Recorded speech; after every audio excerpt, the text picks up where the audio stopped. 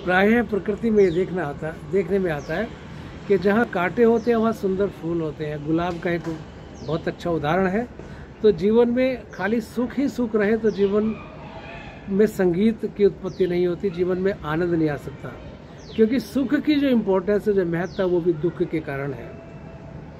तो इसका मतलब ये नहीं कि हम आपको प्रभु से प्रार्थना करें कि दुखी है, दुखी नहीं, लेकिन दुख आए तो उसको भी एक्सेप्ट करें। वो तो आएंगे। जब हमारे भगवान, हमारे देवी देवता, हमारे इष्ट ये भी हमारे दुखों से नहीं बच सके तो हम कैसे बच सकते हैं।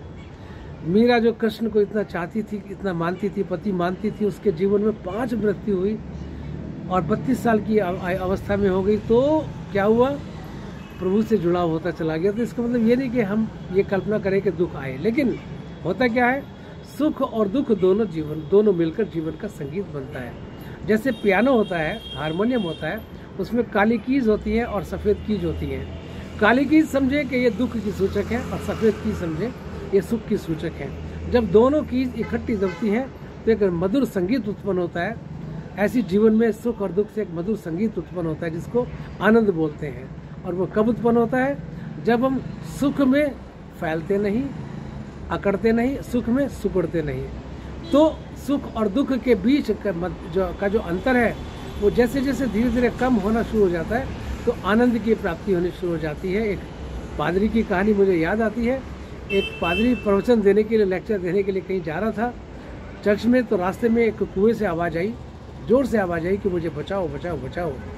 पादरी ने झांक के देखा तो उसमें एक शैतान पड़ा हुआ था। शैतान ने पादरी को देखा, पादरी ने शैतान को देखा और पादरी मुंह बना के चल दिया। शैतान ने आवाज़ लगाई कि पादरी मेरी बात सुनो, क्या कि आपका जो काम, जो धंधा, जो आपका व्यवसाय, जो आपका जो प्रवचन है, आपके जो लेक्चर है, वो सब मेरे कारण है, क्योंकि आपके लेक्चर प्रवचन में शैतान का भोज्य कराता है। तो आप मुझे निकालोगे तो आपका काम चलेगा। तो पादरी ने झुका और झुक के शैतान को निकाला और निकाल के उसको जीवन दान दिया।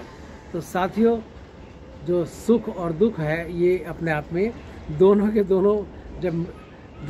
के बीच का अंतर कम हो जाता है तो आनंद की अनुभूति होती है। कैसे अंतर होता है कम, कि दुख को हम ये ना समझें कि बहुत बड़ा पहाड़ आ गया, या ये परमानेंट आ गया, या ये तो अब जाएगा नहीं, ये तो मेरे जीवन में हो गया, ये तो मुझे ही बार बार क्यों मिलता है, मेरे साथ ही ऐसा क्यों होता है, और मैं तो परेशान हूँ, मेरे ग्रह दोष हैं। ये सब बातें छोड़ के ये समझे कि दुख कोई भी स्थायी नहीं हो सकता। दुख के बाद सुख भी आता है और सुख भी कोई स्थायी नहीं आता, सुख के बाद भी दुख आता है। तो ये जो आना जाना लगा रहता है, दोनों समभाव में रहें, दोनों में प्रेम भाव में रहें, दोनों में साम्य स्थिति में रहें। जो जितना साम्य स्थिति में दोनों में रहता है, समभाव में रहता है, उतना वो अपने आप में आनंदित रहता है। तो साथियों, दुख में अपने घबराए नहीं और सुख में अपने आप को उछले नहीं। तो ये प्रयास करते हुए हम जीवन में आनंद को बढ़ा सकते हैं। ओम शांति शांति ओम।